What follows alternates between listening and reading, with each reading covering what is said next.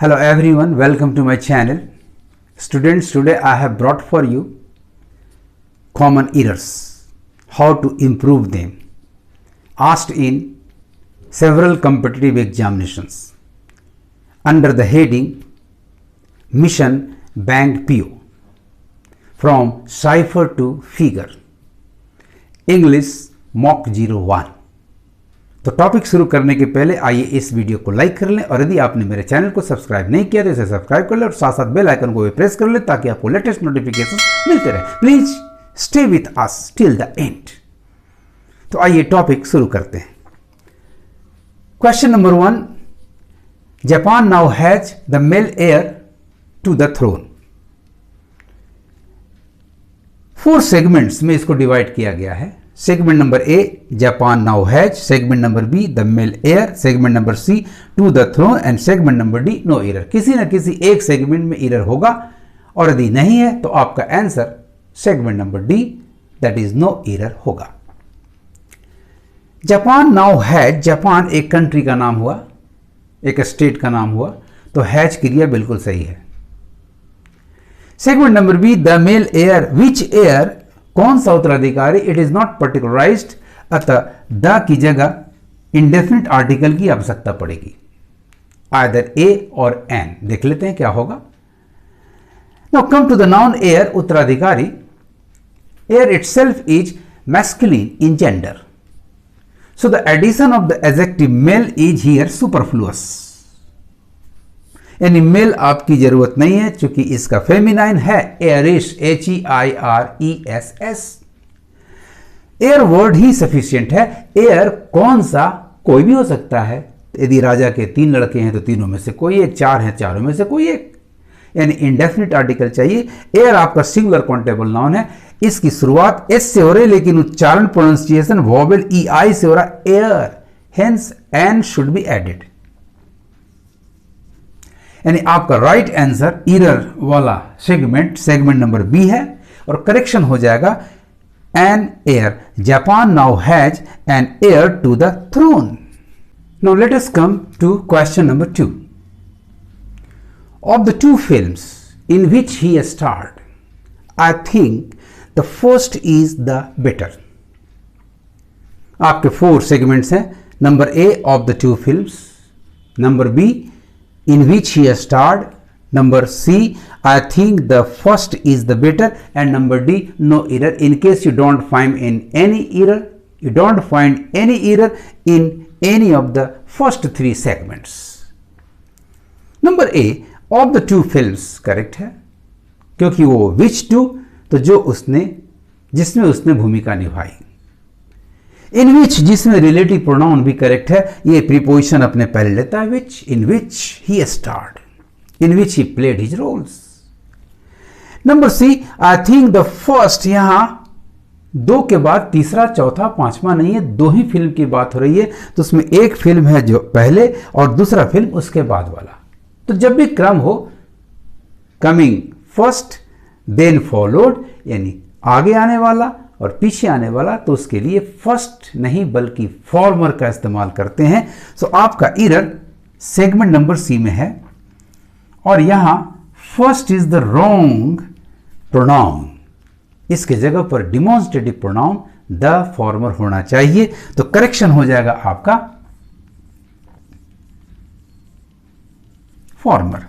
और 2 ही की बात हो रही, 2 में ही तुलना किया जा रहा है, तो कंपैरेटिव डिग्री बेटर भी आपका करेक्ट है। तो आपका एरर लाई करता है सेगमेंट नंबर सी में। And the ordinal pronoun first must be replaced by the demonstrative one, the former. Hence the correct sentence will be, of the 2 films in which he starred, I think the former is the better. Now let us come to question number 3. The secretary finds it difficult to cope up with the manager's hectic schedule.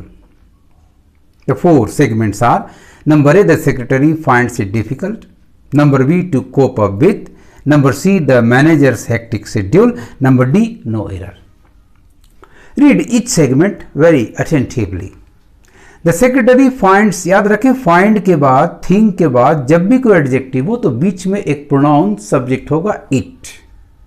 जो कि object बनकर आता है, उसके बिना आपका वो part, वो सेंटेंस अधूरा होगा। यानी सेगमेंट नंबर ए बिल्कुल करेक्ट है।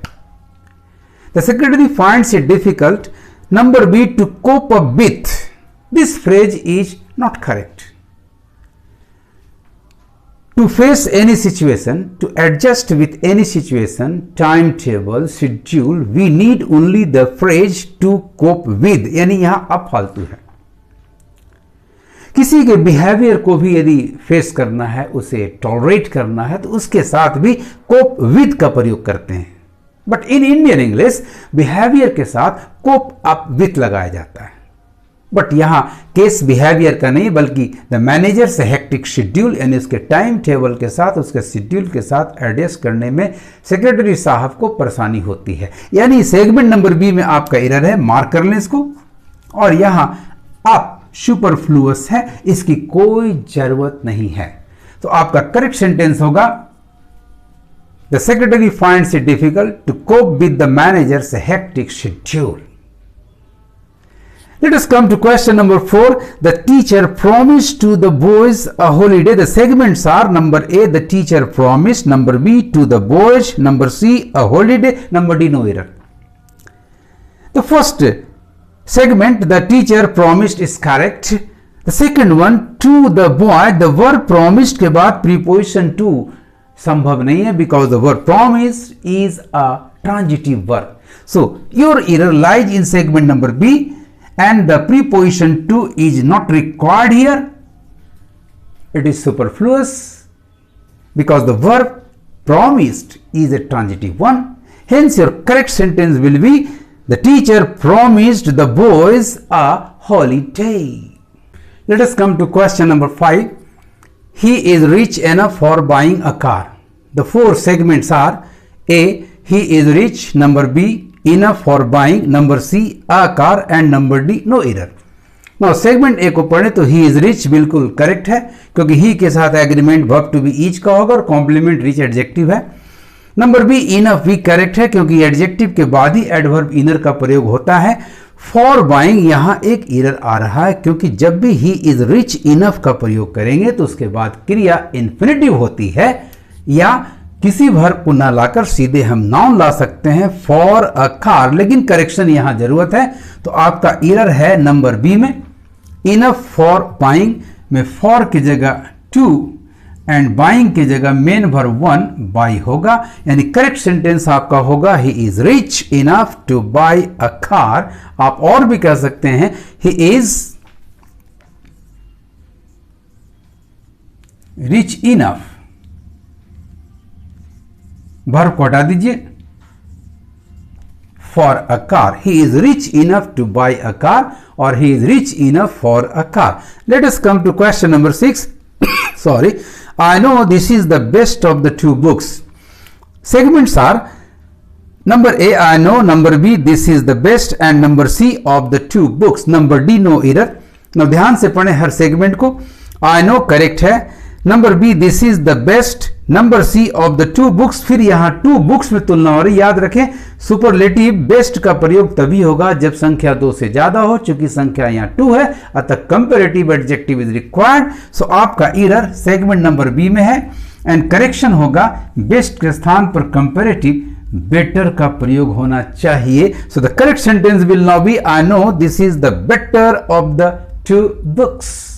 Now let us come to question number 7. I will not return the bike to my friend if he asks for it. The segments are, I will not return, number B, the bike to my friend, number C, if he asks for it, number D, no error.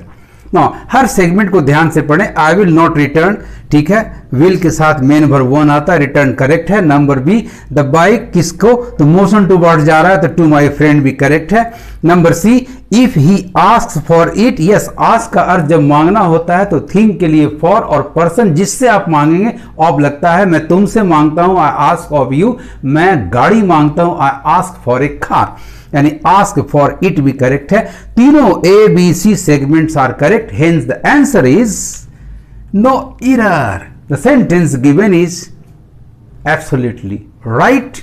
I will not return the bike to my friend if he asks for it. Let us come to question number 8. He repented for his laziness after getting the poor results. Segments are number A, he repented for, number B, his laziness after, number C, getting the poor results, number D, no error. Number A को देखें आप, he repented, क्यों? जब भी noun से Y का जवाब आए, नाउन से क्यों का जवाब आए, तो हमेशा फॉर प्लस नाउन, और यदि नाउन से नाउन की जगह वर्ब से क्यों का जवाब आए तो हमेशा इन्फिनेटिव 2 प्लस एम नंबर 1। चूंकि नंबर सेगमेंट नंबर बी में हिज लेजिनेस एक नाउन फ्रेज आ रहा है तो फॉर बिल्कुल करेक्ट है। भाई कब ऐसा हुआ? तो आफ्टर गेटिंग यानी पाने के बाद, तो आफ्टर बाद वाला समय दिखाने के लिए सही है। एंड प्रीपोजिशन के बाद आने वाली क्रिया जीरंड होती है, तो नंबर सी में गेटिंग भी करेक्ट है। व्हाट द पुअर रिजल्ट्स, यानी फिर आपका हर सेगमेंट बिल्कुल करेक्ट है students, no error. The sentence given is absolutely correct. He repented for his laziness after getting the poor results. Now let us come to question number 9. It is high time you repair the air conditioner. The segments are number A, it is high time, number B, you repair, number C, the air conditioner, number D, no error. Now read them very attentively. Number A को पढ़ें आप, it is high time. Number B, you repair, the verb given repair, the verb repair is in the present indefinite tense, जबकि clause it is time और it is high time, it is no time के बाद आने वाला clause हमेशा subjunctive mood में अर्थात past tense में होता है। यानी आपका इरर सेगमेंट नंबर बी में है और करेक्शन रिपेयर की जगह रिपेयर्ड होना चाहिए। याद रखना है students, it is time, it is high time, it is no time के बाद आने वाला क्लाउज हमेशा पास्ट इंडेफिनिट टेंस में होता है। Hence the correct sentence will now be, it is high time you repaired the air conditioner. Now come to question number 10. Mona is smarter than anybody in the class. The segments are number A, Mona is smarter, number B, than anybody, number C, in the class. फिर से आप ध्यान से पढ़ें, Mona is smarter यहां तक correct है, then anybody. जब भी आप कंपैरेटिव डिग्री में या पॉजिटिव डिग्री में तुलना करें तो एनीबडी या एनीवन के साथ एल्स का प्रयोग करना होगा, एक एडजेक्टिव एल्स लाना होगा। और यदि एनी अदर हो, ऑल अदर हो, नो अदर हो तो उसके बाद अदर प्लस सिंगुलर नाउन लाना होगा। ऑल अदर के साथ आपको एक प्लूरल नाउन लाना होगा। एनीवे यहां तो एनी अकेला नहीं है, एनीबडी है, एनीवन हो तो उसके साथ एल्स लाना होगा। That is your error lies in segment number B, और एनीबडी के साथ ऐड करना होगा एक adjective and that is else. So the correct sentence will now be, Mona is smarter than anybody else in the class. इस तरह से students आप दिए गए सेंटेंस के हर सेगमेंट को ध्यान से पढ़ेंगे और कोशिश करेंगे फाइंड आउट करने का ग्रामेटिकल एरर किस सेगमेंट में है और उसे मार्क कर लेंगे और आगे बढ़ जाएंगे। Best of luck. Thanks for watching my video.